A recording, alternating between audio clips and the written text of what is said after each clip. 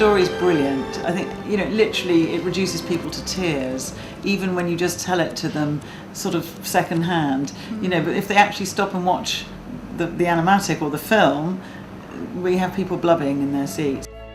That when we first pitched the idea to Channel 4, we didn't have the story, so they kind of bought into the idea without even knowing what the new story was going to be. They were just terribly excited by the idea of a sequel. That coming up with the idea is just so exciting. You can do anything. There are 1,000 stories, 1,000 ways you can take this story, so it's pinning it down to one story. I loved it.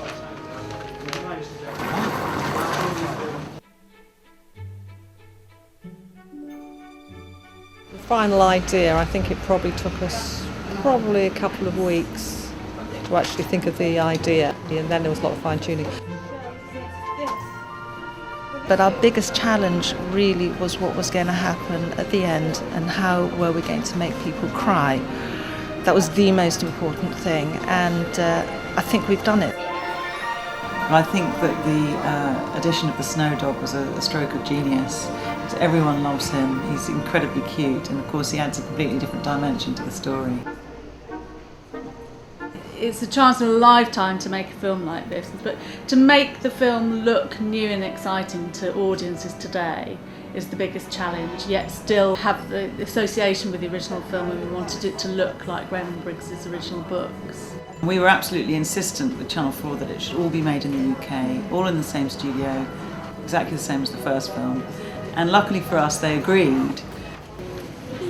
It's been extremely traditional, because some people talk about it being old-fashioned, but I don't think it is at all, because we're just using these amazing skills. People, all these animators and background artists have these fantastic drawing skills that are really in danger of getting lost or not appreciated. So I think this film really celebrates all of that.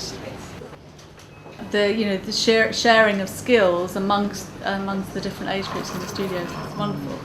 I think there's something like a 63-year age gap between the youngest member of the crew and the oldest member of the crew. Taking into account John Coates, who's one of our producers, who's 84. To begin with, Hilary and Jana wrote the story, and Raymond approved that, and then we commissioned the storyboards. We took the script, sections of the script, looked at the words, and then imagined them as a film in our heads, and broke them down into shots, which was then turned into a film of the storyboard called an animatic.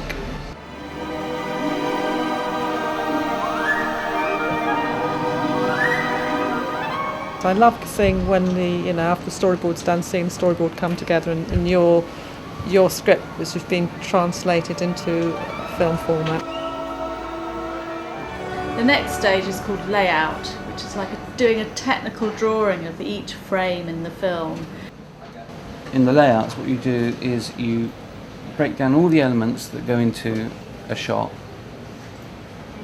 and draw them out in proportion, and you work out all the layers that the animator is going to need to work in. You draw up the line work of the background that's going to need to be drawn or painted, and let the animator know how much movement the character's going to have to do, where they start, where they end, and what they need to do in between. And then the animator can say, okay, this is what I need to do for this scene, and just worry about acting, which is what an animator should be, worrying about acting. We have a lead animator who does 4 drawings in every 12, and their assistant in between, so does the other 8 drawings in that second.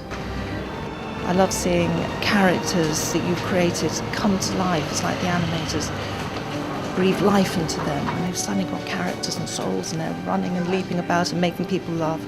I love that. And then we start the animation, which is then line tested before it's in between. There are 17,000 individually hand-drawn images in the film, which are made up of layers. So part of that's the background, then there's the character on top, there might be props, there might be mid-ground features, there might be overlays like a puddle or a pile of snow.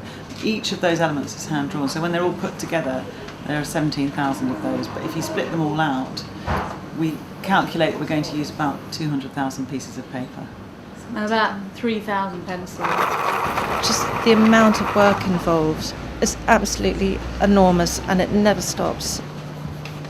After that, we do what's called matting, which we're drawing round the shape of each drawing of animation to create a mat, which is then scanned into the computer and back coloured in a program called After Effects.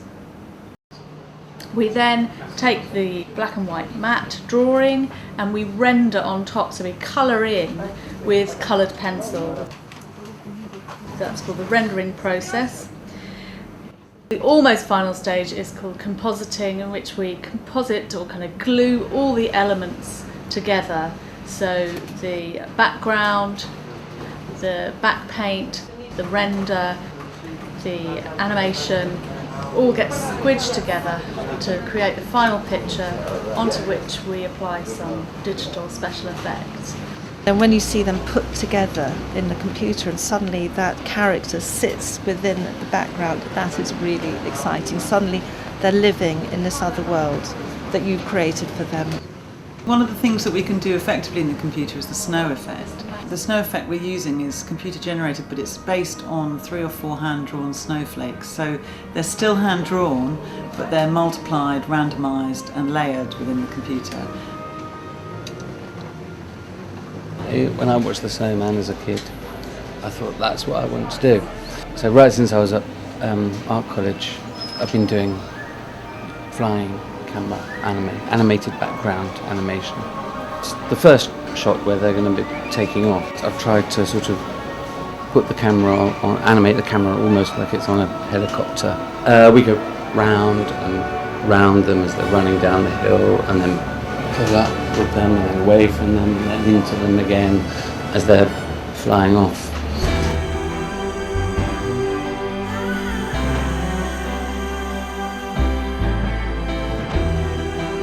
It's very exciting and exhilarating, and got lots of lovely people we're working with. It's just very, very enjoyable, and we're trying to do the best job we can. But that's the magic of anime. It's a teamwork, really. It's so essential to have fun, because if you don't have fun as a creator, no one's going to have fun watching it. So if we have fun, then you're going to hope that everybody else who's working on it and who watches the film eventually will find it fun as well.